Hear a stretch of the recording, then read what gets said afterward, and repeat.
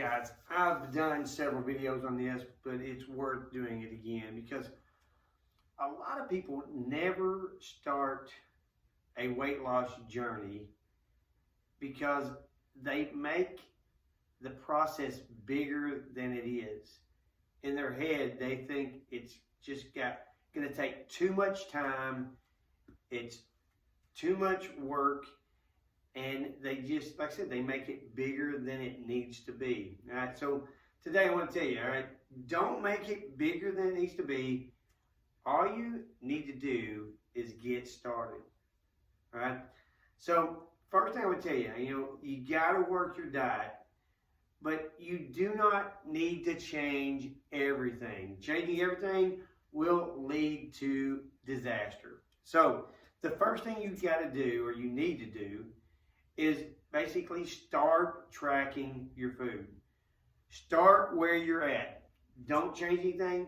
Just get you an app. I use Carb Manager, and track your food for a day, 2 or 3, right? And I suggest 3 days. Track it for 2 days, 3 days, and see where your numbers fall.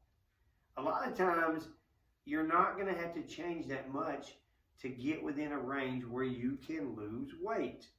So do that first. Now, the second thing is, when you start changing things, slowly change things, right? And like I said, don't reduce it by a great amount. Basically, just get it down underneath the threshold you need to in order to lose weight.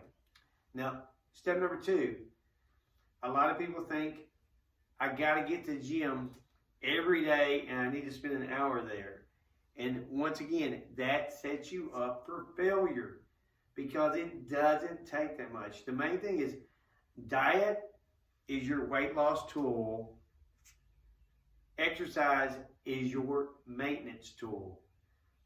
Main thing, you need to get some type of exercise in 3, 4, 5 days a week. I mean, optimal is 4 to 5 days a week, but if we can get 3, you're still going to be in pretty good shape.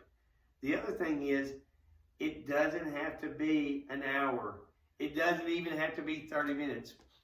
My workouts are 20 minutes a day. That's it, 5 days a week. A lot of times, they're not even 20 minutes. You just got to get in and get it done. Get some strength training in 2 to 3 days a week.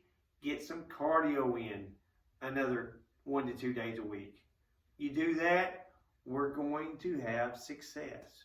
Now, last thing, and probably most important, probably should have started a video with this, but I didn't, is you've got to look at this as not a 2-week process, not a 6-week process, not even a 12-week process. Even though I do a 12-week program, that is not the end of your journey when you get to 12 weeks.